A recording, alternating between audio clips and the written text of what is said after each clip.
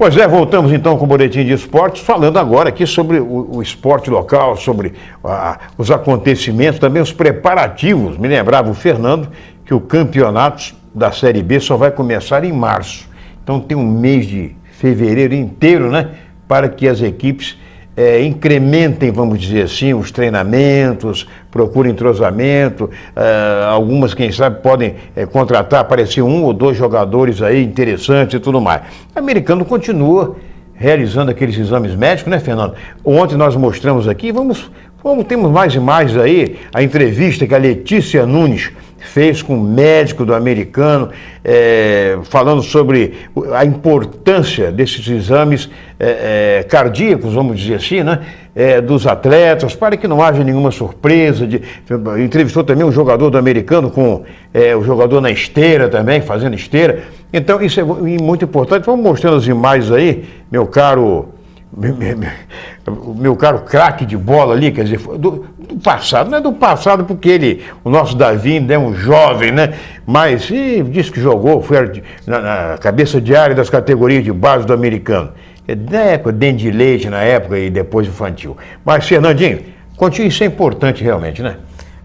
O primeiro exame foi o exame clínico, com o hemograma completo, exame de sangue. E depois o eco, o eletro, o teste de esforço, que mexe mais com a parte cardíaca, com destaque para o meia Thiago Brito, que ficou 15 minutos na esteira sem oscilação de pressão. Que beleza. E mostrando um poder de força, né, e de velocidade que impressionou o corpo médico. Que beleza. A equipe médica que acompanhou citou que ele foi o que teve o melhor índice de aproveitamento. O Thiago Brito. Isso, e a gente depois ao ouvi-lo pôde perceber que é um atleta que, independente do período de férias, na transição de um ano para o outro ele se cuidava, ele treinava, não tem vícios.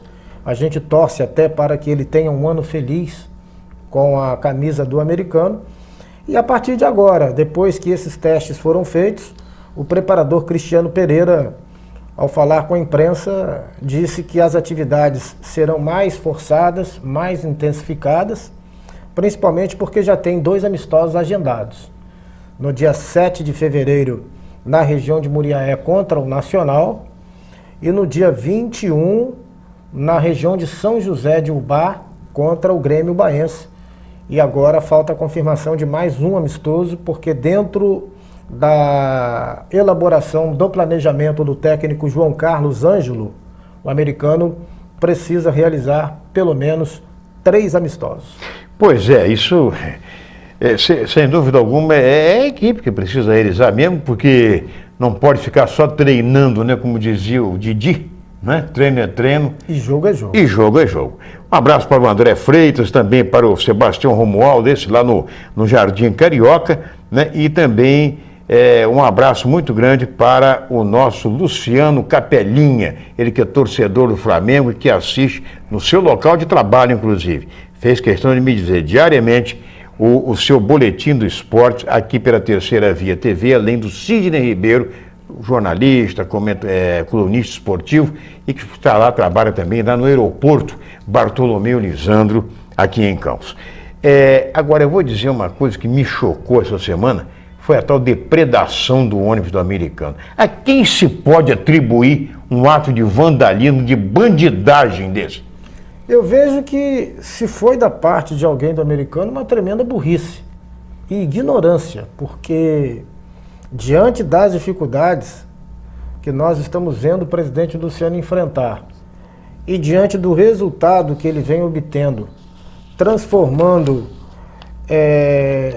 toda essa crise em trabalho e agregando pessoas que estavam afastadas há tempo e fazendo com que o clube tenha uma formação de receita, independente de ajuda de A ou de B, partindo desse princípio, se há algum torcedor do americano envolvido nessa história, é uma grande decepção.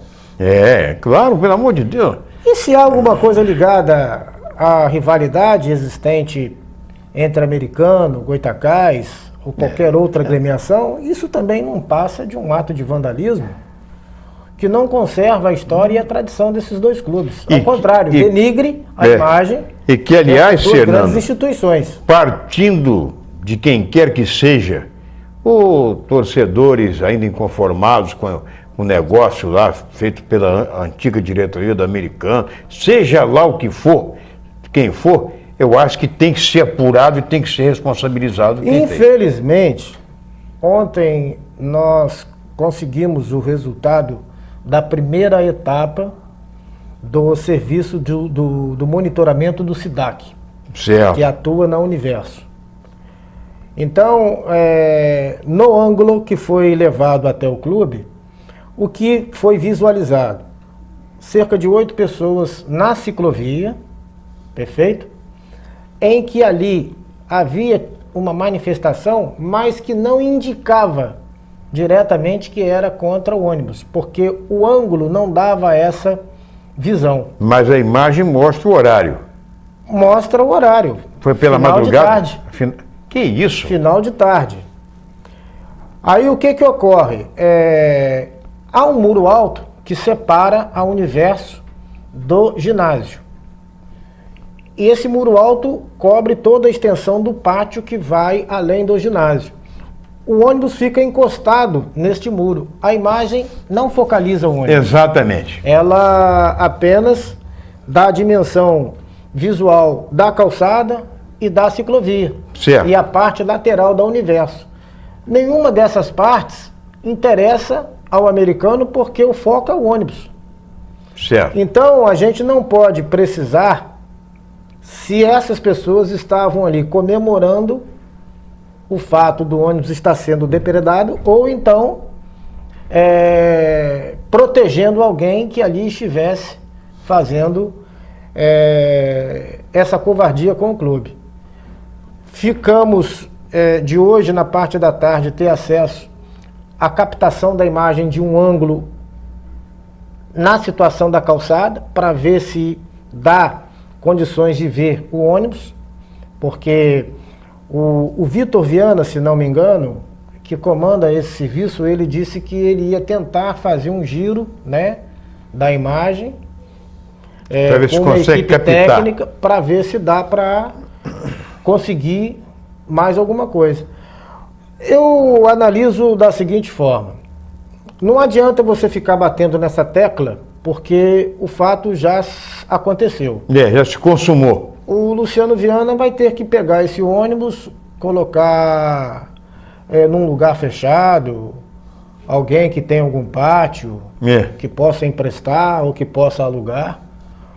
Porque quem fez, ao saber que ali a imagem não é bem focada, pode tentar repetir. Exatamente. É o que tem que ser feito. Esse assunto foi até discutido na reunião da diretoria na noite passada e a alternativa passa a ser. E se foi, o que me estranha muito é que foi, como você está dizendo, no final da tarde, né? Porque se fosse de madrugada, eu podia botar até fogo no ônibus, né? E mesmo que tenha sido no final de tarde, a cidade fica vazia nesse período de fim de semana em época de verão, porque todos estão na praia. O que facilita. O que estariam essas pessoas fazendo ali? Ali, exatamente. E um outro detalhe, de manhã a gente tem certeza que não foi, porque há um grupo que já vem alugando o ginásio há tempo, que participa de todo domingo de uma pelada. Sim. Essa pelada termina 11 horas, meio-dia.